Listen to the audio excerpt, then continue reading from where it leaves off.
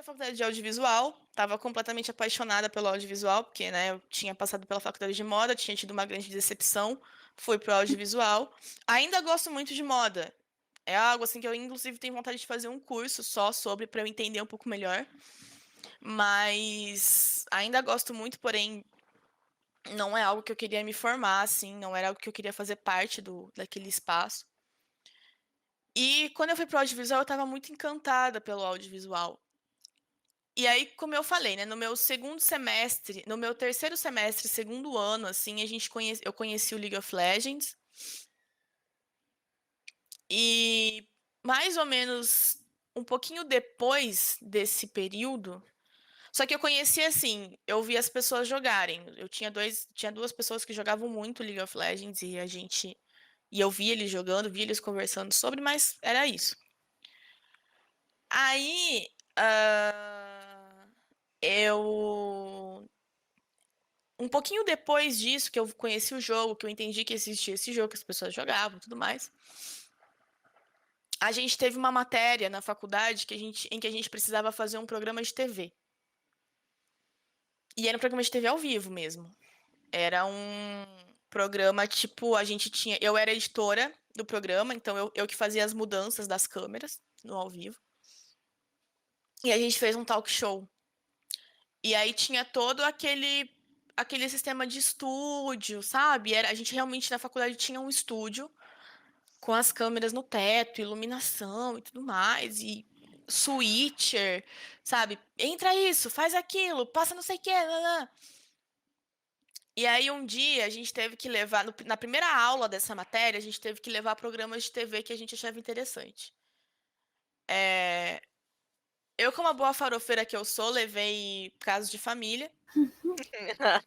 E aí, uma dessas pessoas que conviviam muito comigo, é meu ex-namorado, ele que convivia muito comigo, que a gente meio que morava junto, levou o CBLOL. E eu via ele assistindo com outro amigo nosso, o Pedro, que até hoje é o moderador da minha live, que a gente meio que morava junto, então eles ficavam em casa assistindo. O Pedro morava perto de casa, então ele ia andando pra minha casa. E eles passavam o final de semana assistindo CBLOL. Só que eu não assistia, porque não gostava, não me interessava e tal.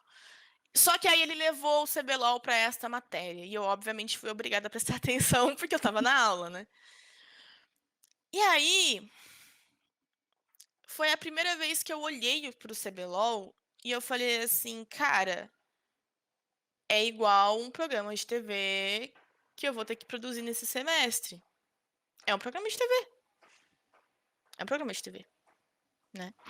E o que eu achei mais interessante ainda é que ele tinha toda uma estrutura meio gringa. A galera usava terno, a galera tinha bancada, tinha o apresentador, tinha VTs, né? Tinha entradas e saídas e tudo mais. E eu, tipo. E tinha narração, né? E aí eu falei, caraca, que da hora, mano. Aí depois eu comecei a acompanhar o CBLOL. Não jogava ainda, tá? Eu assisti o CBLOL. Aí meu namorado virou pra mim e falou assim: Você sabia que que tem o circuito? Ah, vamos começar a assistir o circuitão? Porque eu acho os jogos do circuitão mais interessantes e eu gosto mais da equipe que tá no circuitão do que da equipe do CBLOL. Falei, circuitão, ele é tipo a série B, assim, do CBLOL. Vamos assistir. É segunda e terça. Falei, tá bom, vamos assistir. Ah, eu conheci a Camilota. A Camilota, Colossus e Gruntar. Os três. E. E aí, quando eu conheci a Camilota, eu lembro que eu olhei assim pra ela e eu pensei, cara, eu posso fazer isso. Eu posso seguir nesse caminho. Porque eu tô aprendendo isso na minha faculdade. Então eu posso trabalhar com essa transmissão, eu posso trabalhar com esse tipo de transmissão. E se eu quiser, eu posso ser apresentadora. Eu posso fazer isso. Porque a Camilota, ela tinha uma parada que era sensacional. Você sabia que ela não era do jogo. Como, por exemplo, o Colossus e o Gruntar, que estavam há anos. Você sabia disso. Só que você também sabia que ela entendia do que ela estava falando. Então, tipo assim, pô, essa mina não joga tanto tempo. Só que ela sabe o que ela tá fazendo. Então, assim, e isso era uma coisa muito louca, porque dava pra você, pelo menos pra mim, uma sensação de que, tipo, tudo bem, eu posso não entender desse jogo há anos, mas eu posso trabalhar, porque é só mais um trabalho. É só mais uma apresentadora, como qualquer outra, sabe?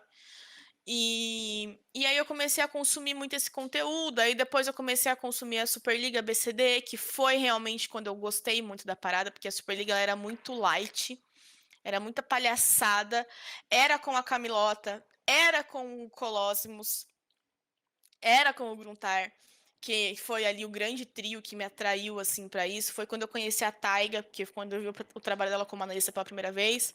E era muito leve, era muito divertido. Eles interagiam muito com a galera. Eu fui numa Superliga, inclusive, eu assisti uma Superliga pessoalmente. Eu ganhei o ingresso da Operation Kino num sorteio que eles fizeram no Instagram. E foi muito engraçado porque eles jogaram contra o time que eu torcia na época. E eu tive que sentar na arquibancada deles. E aí eu ficava, tipo, o meu ex comigo, ele, pelo amor de Deus, Maria Júlia. Porque assim, um pouco antes disso eu tinha ido pra Comic Con. E na Comic Con foi a Comic Con foi o primeiro campeonato presencial que eu assisti, porque na Comic Con eles faziam uns campeonatos, né, eles presenciais. E aí esse time tava jogando contra a antiga IDM, que hoje é a Fúria. E e aí eu quase briguei com o cara no meio do evento porque o cara começou a xingar o time que eu torcia, sabe? Tipo, eu fiquei muito brava. E sendo que, tipo, gente, eu não jogava LOL, eu não acompanhava o cenário. Mas eu escolhi torcer pra esse time. Sei lá por quê, sabe? Eu me apeguei. E aí depois eles rolou esse negócio da Superliga. Na Superliga foi a primeira vez que eu entendi que eu realmente estava me envolvendo com este cenário.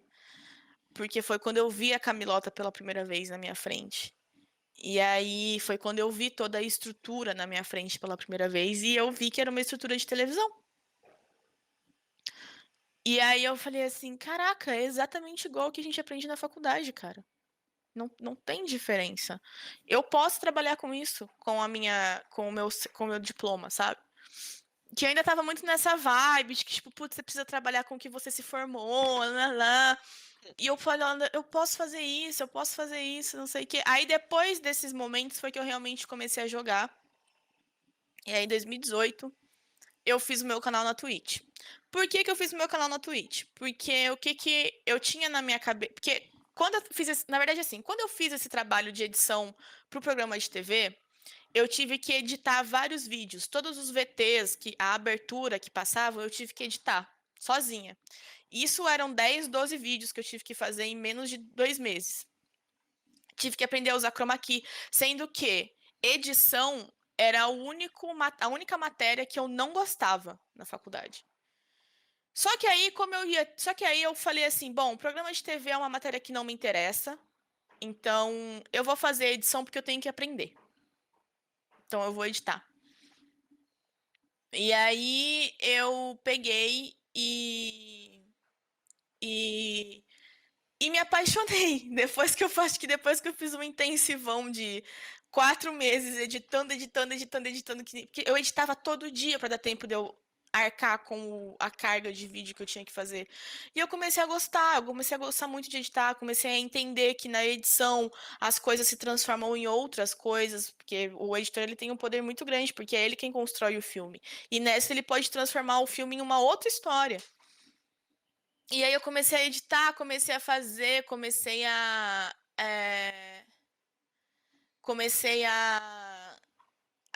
me envolver com edição. Aí tinha um amigo nosso que trabalhava em um canal de YouTube de League of Legends. A gente chegou a participar desse canal de YouTube num quadro que eles têm. E aí eu falei assim, cara, a melhor forma de eu entrar no cenário é se eu for editora. No cenário eu digo do audiovisual. A melhor forma de eu entrar para eu conseguir um trampo no audiovisual é se eu editar. Então eu posso construir um portfólio como editora. Tenho aqui um caminho fácil, porque se eu começar a editar vídeo de jogos, eu mando para esse meu amigo e a gente tenta desenrolar um trampo para mim. E é isso, cara. Eu vou começar a fazer. Então, em 2018, eu criei o meu canal na Twitch. Em 2018, a gente teve uma matéria de documentário. E eu. E esse documentário, eu sou apaixonada por documentário até hoje, assim, eu adoro coisas documentais. E eu espero que um dia eu possa voltar a trabalhar com documentário. Tanto que o meu objetivo na faculdade era terminar, me formar e depois abrir uma produtora para eu trabalhar com documentários tipo do canal off, assim, sabe? Surf, investigação, coisas da natureza, essas paradas assim. E, e aí, em 2018, a gente fez um doc que eu dirigi, que eu editei, que é um documentário com drag queens. São três pessoas, são três drag queens, duas mulheres, uma drag queen, uma drag king e um cara que fazia uma drag meio geek, assim, uma coisa meio otaku. E a gente fez esse documentário e eu queria transformar esse documentário. E a dica do meu professor era transformar esse documentário, como ele ficou curtinho, com 17 minutos, em uma websérie. E aí a intenção era conhecer a drag queens do cenário dos games para levar elas para esse segundo episódio. Então, em 2018, eu criei meu canal na Twitch para isso. Para eu seguir essas drag queens, conhecê-las e começar a contar as histórias delas.